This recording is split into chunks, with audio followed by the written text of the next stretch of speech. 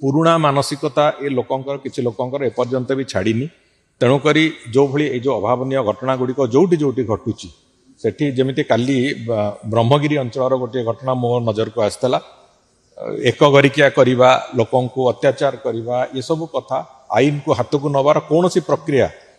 निश्चित भाव में ग्रहणीय नुहे एवं से बाबद रे स्थानीय पुलिस को आरंभ करी मु गतकाली मो नजर को आसला परे तुरंत मु एसपी संगे और डीआईजी संगे से बाबद में कथा हेली और से बाबद में जा पदक्षेप नवा कथा से आरंभ कर सामान भाव में जोटी जोटी होउची ए बाबद में माननीय मुख्यमंत्री भी स्पष्ट निर्देश अच्छी एवं डीजी पुलिस भी से बाबद में तत्पर अच्छा